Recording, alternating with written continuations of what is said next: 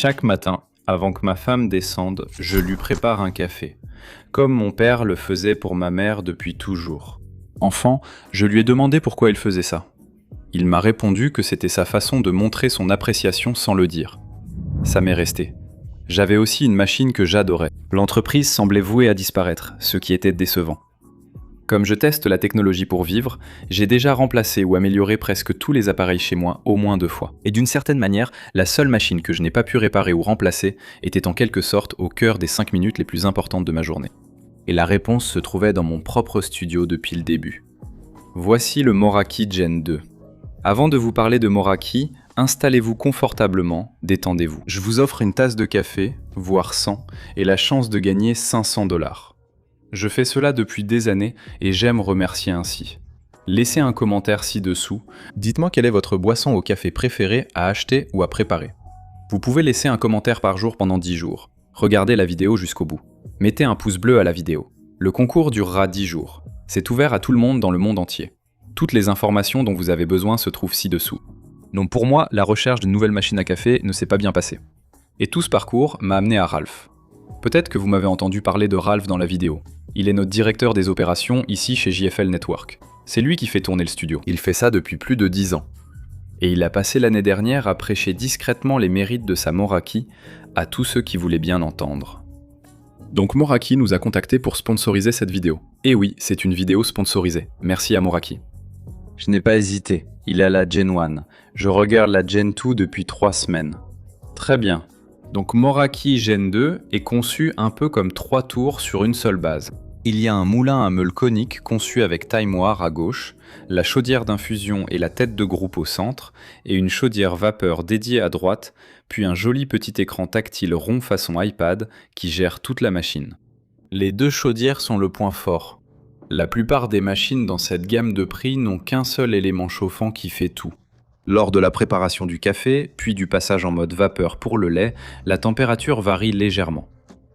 Elle possède 2 chaudières séparées et une pompe rotative. La traduction de tout ce jargon technique, c'est que l'espresso et le lait peuvent être préparés en même temps, à la bonne température. La tasse de café de ce matin a le même goût que celle d'hier et d'avant-hier, ce qui est délicieux. La régularité est essentielle pour l'espresso, ce que les machines bon marché ne garantissent pas. C'est sans doute pour cela que j'avais toujours ce goût de brûlé. Maintenant, une machine de ce type coûte généralement bien plus que les $17,99 du prix de la Moraki Gen 2. C'est pourquoi la machine originale a récolté environ $2 millions sur Kickstarter. Certains doutaient de la fiche technique, mais Moraki l'a quand même envoyée. Pourtant, ce ne sont pas les specs qui m'ont convaincu. Ce n'est pas non plus ce que j'ai mentionné il y a quelques minutes. Le workflow autour du café, ça oui. Donc il y a 2 balances intégrées, une sous le moulin et une sous le groupe d'extraction. La machine moude selon le poids choisi et s'arrête au poids du shot. Indiquez le nombre de grammes souhaité à l'écran, elle moudra cette quantité. La deuxième balance surveille votre shot et l'arrête dès que le rendement cible est atteint, c'est-à-dire quand il y a assez de liquide dans la tasse.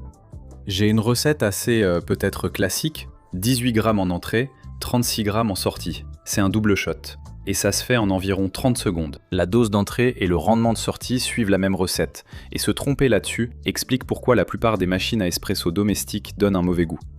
J'ai appris cela en réalisant cette vidéo. Dans ma routine du matin, la Gen 2 chauffe en environ 3 minutes. La tasse doseuse se fixe magnétiquement sur le moulin. L'odeur du café fraîchement moulu emplit ma cuisine généralement avant le lever du soleil. La buse vapeur a une sonde de température à son extrémité. Le réservoir d'eau de 2 litres signifie aussi qu'il faut le remplir tous les quelques jours. Donc, 2 petites remarques de testeur, il n'y a pas d'application pour cet appareil. Donc si vous avez besoin d'une application, gardez-le à l'esprit. Mais c'est un appareil connecté en Wi-Fi, donc il peut quand même recevoir des mises à jour du firmware via le Wi-Fi, ce qui est appréciable parce que Moraki a constamment amélioré les machines au fil du temps. Un bec pour l'eau chaude est aussi prévu, ce qui paraît banal jusqu'à ce qu'on fasse le calcul pour un americano par exemple. Désormais, le café et l'eau chaude viennent de la même machine, sans bouilloire. On l'utilise le soir pour le thé sans toucher au côté café, ce qui est très pratique. En regardant beaucoup de vidéos et d'avis sur la Moraki Gen 2 parce que j'étais enthousiaste, j'ai remarqué que le grand changement entre la Gen 1 et la Gen 2, c'est que les réglages du moulin sont passés de 30 à 45. Elle peut donc moudre des grains denses, peu torréfiés, souvent problématiques pour la plupart des moulins intégrés. La fixation du porte-filtre est passée au standard industriel E61. donc vous pouvez en choisir un autre si vous le souhaitez. C'est comme passer d'un câble propriétaire à un USB type C dans le monde du café. Tous les accessoires de porte-filtre i61 sont désormais compatibles avec la génération 2. On m'a dit que c'était important. J'ai juste utilisé celui fourni par Moraki. Il y a donc une douchette repensée qui répartit l'eau plus uniformément sur le café. Et j'ai vu les commentaires sous les vidéos sur la première génération. Les clients se plaignaient de choses très précises. Un cycle de produits plus tard, l'entreprise a corrigé presque tous ces points et offert des améliorations logicielles gratuites aux propriétaires de la génération 1. Ayant déjà vu la dernière marque de café dont j'avais un produit disparaître alors que je possédais encore l'appareil, j'y fais désormais attention. Très bien, tout ça c'est génial, mais voici quelques éléments qui pourraient vous faire hésiter. D'abord, la chaudière à vapeur est plutôt petite, avec 550 mm. Donc pour une ou deux boissons à base de lait, c'est impeccable. Mais pour enchaîner les lattes pour un groupe, il faut prévoir une petite pause entre les séries. L'infusion et la vapeur utilisent le même écran, donc faire les deux à la fois demande de naviguer dans les menus. J'aurais préféré un écran plus incliné pour une meilleure visibilité sur le comptoir. Pas de knockbox dans la boîte, on tape pour faire sortir la galette de café. Les grandes tasses ne rentrent pas vraiment si vous utilisez de gros mugs, et la conception en tour crée des espaces où la poussière et les résidus de café peuvent s'accumuler.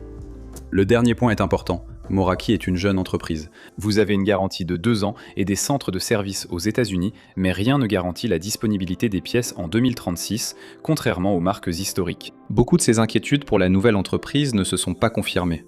Moraki a continué de croître, a écouté rapidement les clients et lancé la deuxième génération. Ces signes sont positifs pour une entreprise voulant s'imposer dans le secteur du café déjà saturé. Tout montre que Moraki va dans la bonne direction. L'appareil de Ralph a parfaitement fonctionné toute l'année sans aucun problème. À qui cela s'adresse-t-il ? Si vous possédez une machine à expresso d'entrée de gamme et que votre niveau la dépasse désormais, c'est l'installation la plus complète que j'ai vue à moins de 2000 €. Si l'expresso vous intrigue mais que tout cet univers vous intimide, les balances gèrent chaque mesure. Les tutoriels s'affichent directement à l'écran. Le tasseur, le répartiteur et le pichet à lait sont inclus. Leur utilisation n'est pas obligatoire. Vous pouvez tout faire manuellement avec les commandes à palette et le réglage de la température. Et puis, le groupe standard E61 signifie qu'un barista expérimenté peut l'utiliser à la main. Qui ne devrait pas acheter ça ? Si vous ne voulez aucune implication, prenez une machine à dosette et profitez de votre café le matin. Je ne vous jugerai pas pour ça. Si vous cherchez le profilage de pression ou le contrôle du débit, cette machine ne les propose pas. Celles qui les offrent sont généralement bien plus chères. Moraki Gen 2 coûte 17,99 $, ce qui est en baisse par rapport à son prix de lancement de 19,99 $.